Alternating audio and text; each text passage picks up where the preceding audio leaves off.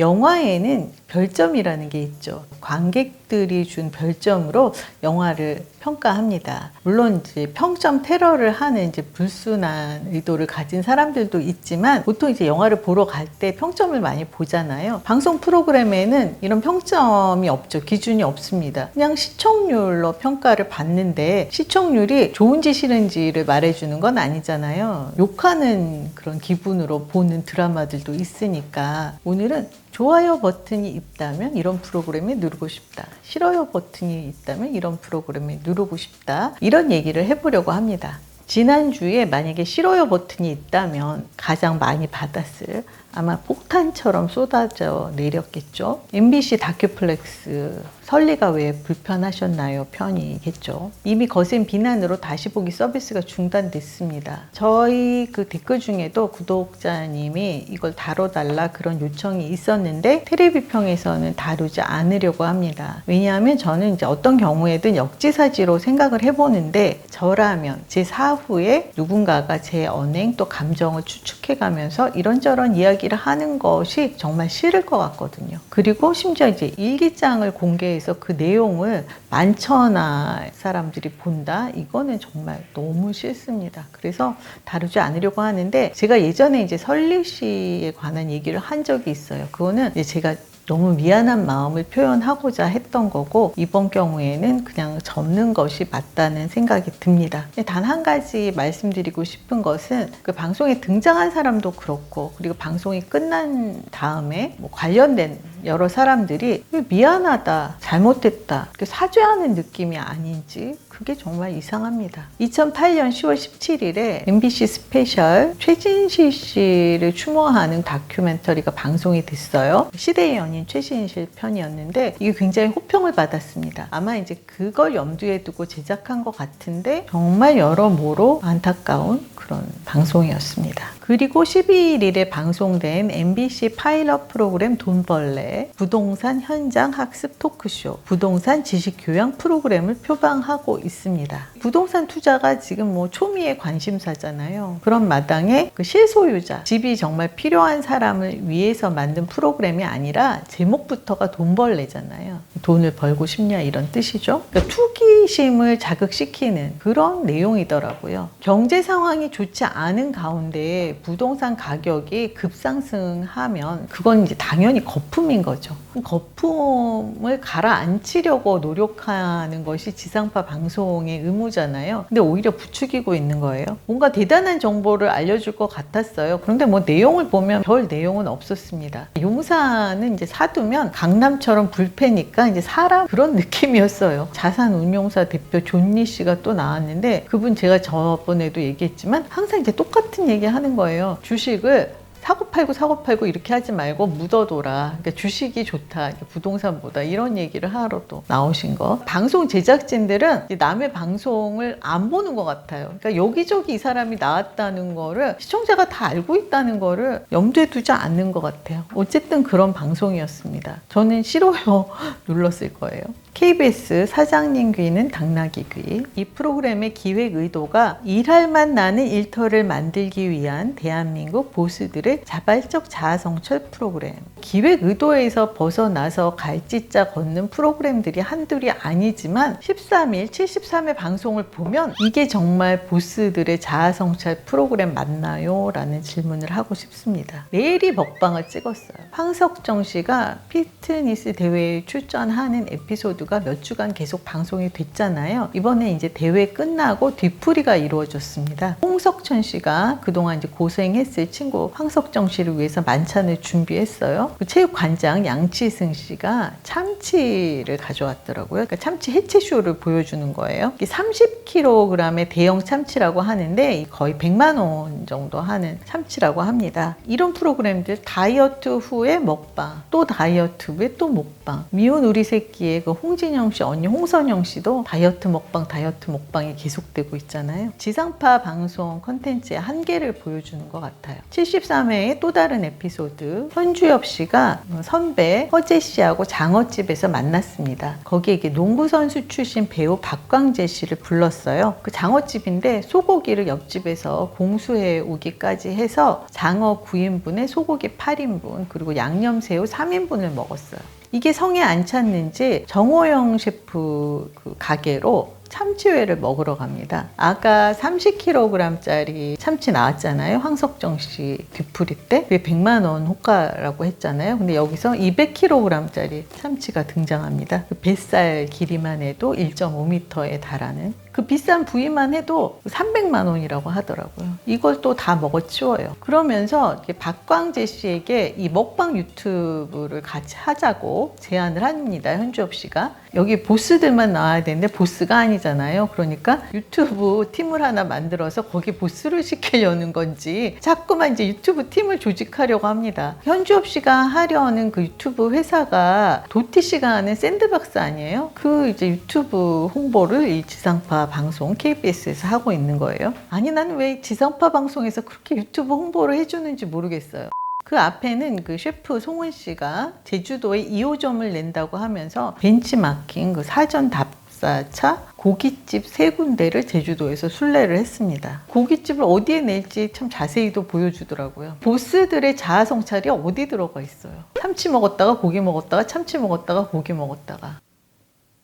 코로나19로 우리가 많은 불편을 겪으면서 이게 좀 지구가 진짜 이상하다라고 느끼신 분들 많을 거예요. 이상징후 맞잖아요. 이상하게 돌아가고 있고 어제 막 뉴스에 봤더니 러시아 쪽 뭐 이런 데에서 막 이상한 이제 곤충들이 막 때로 나타나고 또 지금 캘리포니아 산불도 문제고요. 그런 상황인데 과잉 생산, 과잉 소비 그리고 과잉 폐기 그 와중에 한쪽에서는 기아에 시달려서 죽어가는 사람들이 나오는 이게 지금 지구 상황이에요. 코로나19 상황에서 그 먹방을 흥미롭게 소비할 얘기인가 좀 생각을 해봐야 되죠. 더구나 KBS가. 목축업은 세계 온실가스 배출의 18%를 차지한다고 합니다. 이는 항공 분야를 포함 전체 교통수송으로 배출되는 온실가스 외연보다 훨씬 많은 양이라고 하는데요. 육류식품이 냉장 유통되는 과정에서 역시 많은 에너지하고 온실가스가 발생하잖아요. 이게 뭐 이론이어서 마음에 확 와닿지는 않으실 것 같지만 최근 들어서 막 기후변화가 너무 빨리 이루어지기 때문에 예측도 불가능하고 이런 상황에서 우리가 지금 지구를 살리기 위해서 좀 노력을 해야 되는 그런 시점이라는 거는 많은 분들이 느끼고 계실 것 같아요. 이 시점에서 공영방송이 일요일 저녁에 온 가족이 함께 둘러서 보는 데에서 이렇게 이제 내일이 먹방만 찍어서 될 일인가. 싫어요 버튼 100개 날리고 싶습니다. 제가 가지고 있는 거 다 방송이 열받아서 싫어요 버튼만 누르고 싶다면 어떻게 TV를 보겠어요. 방송에서는 뭐 큰 재미가 있는 게 아니더라도 소소한 재미를 느낄 때가 있거든요. 그래서 지난주에 발견한 소소한 재미, 그래서 좋아요를 눌렀다. 이런 이제 장면 얘기해 보겠습니다. TVN 온앤오프 배우 장희진 편. 뮤지컬 배우에 도전하고 싶다는 장희진 씨가 보컬 레슨을 하러 다닌다고 해요. 스튜디오에서 한 소절을 불러봤습니다. 박효신의 야생화를 불렀는데 그걸 듣고 성시경 씨가 조언을 해줘요. 진짜 그야말로 포인트 레슨이었어요. 성시경 씨가 그걸 듣고 감정이 하나도 안 들어가 있다 그랬더니 장희진 씨가 나 감정 막 실컷 실어서 불렀다 이러는 거예요. 근데 진짜 감정 안 느껴졌거든요. 성시경 씨가 본인이 감정을 넣는 것과 감정이 들리는 거는 다른 거 아니냐. 연기를 할 때 너는 죽고 싶은 그런 연기인데 겉으로 보이지 않으면 안 된다. 이런 거하고 똑같지 않느냐. 근데 설명이 진짜 적절하죠. 그러면서 황야 같은 데 섰는데 얼마나 그리우면 이렇게 노래를 만들어서까지 부르겠냐. 그런 걸 생각해서 그런 감정을 담아서 노래를 불러라 하는데 그걸 진짜 감정을 넣다 뺐다 연기하듯이 부르는 거를 연습하면 될 것 같다는 생각이 들더라고요. 그 짧은 순간에 좋았던 기억만 숨을 이렇게 쉬어야 된대요. 좋았던 기억만 전 진짜 노래를 못해서 성시경 씨한테 노래를 배우면 팩폭 때문에 기분은 좀 그렇겠지만 참 쏙쏙 잘 레슨이 되겠다 그런 생각을 했습니다. 그래서 소소하게 이렇게 좋아요를 누르고 싶었어요. 그리고 놀면 뭐하니 59회 환불 원정대 편, 만옥이라는 캐릭터로 활약하고 있는 엄정화 씨의 발자취를 되짚어 보는 그런 시간이었습니다. 포이즌 무대에 김종민 씨가 V맨이잖아요. 깜짝 등장했어요. 우리가 예능 프로그램에서 V맨의 활약상을 많이 보긴 했지만 실제로 두 사람이 그렇게 노래하고 춤추는 거는 처음 보니까 뭔가 시청자 입장에서도 감개무량하더라고요. 김종민 씨의 그 엄정화 씨에 대한 존중, 요즘 말로 하면 리스펙이잖아요. 그런 게 진짜 느껴져서 보기 좋았고, 엄정화 씨가 그동안에 뭔가 목 상태도 안 좋고 여러 가지 난관이 있었지만 그럼에도 자기 관리를 철저히 잘해서 그 무대들을 다 소화하고 있다는 게 참 그 시청자 입장에서도 자랑스럽고 보기 좋더라고요. 그리고 화사 씨하고 제시가 헌정곡으로 초대를 불렀는데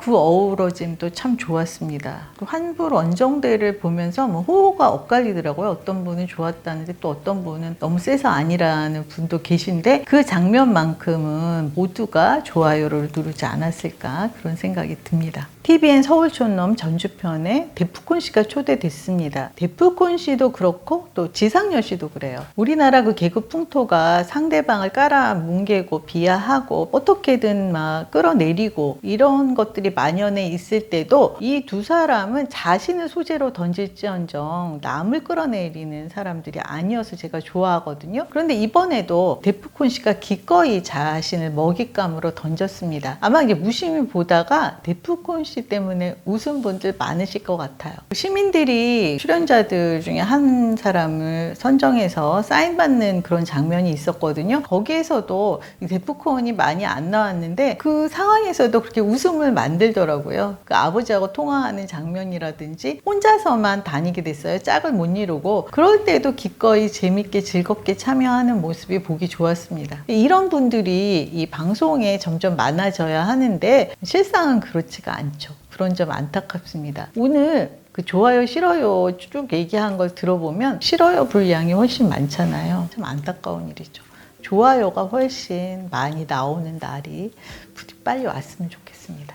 방송에서 보면은 리폼들을 많이 하잖아요. 나 혼자 산다에서 기안84씨가 가방을 만들기도 했고 한혜연 씨는 신발에 그림을 그리기도 했는데 이 코로나19 상황을 맞아서 집에 계실 때 심심풀이로 해보실 수 있는 거 제가 좀 소개해 보려고 해요. 이 가방을 보여드릴게요. 이게 원래는 그 심플한 그냥 초록색 가방이었어요. 이렇게 끈이 달려있는, 제가 이렇게 그린색 옷을 입을 때 좀 포인트로 들고 싶어서 샀던 가방인데 여기에 그림을 그린 거예요. 그러니까 홍대 쪽에 화방에 가면 가죽의 그림을 그리는 물감이 있다고 합니다. 그림 잘 그리시는 분은 이렇게 그리면 전혀 다른 가방이 돼서, 근데 이 그림은 제가 그린 거는 아니에요. 제가 이렇게 잘 못 그리거든요. 친구 찬스를 이용하긴 했지만 친구가 있는데 뭐 제가 굳이 그리겠어요. 친구가 보고 욕하려나요? 스트랩을 샀어요. 제가 인터넷에서 스트랩을 사서 달았더니 되게 예쁜 가방이 됐죠. 처음에는 이렇게 그냥 가죽끈이 달려 있었거든요. 이거 들고 나가면 어디서 산 거냐고 사람들이 막 물어보거든요. 집에 놀고 있는 가방에다가 미술 공부 한번 해보시면 좋을 것 같습니다.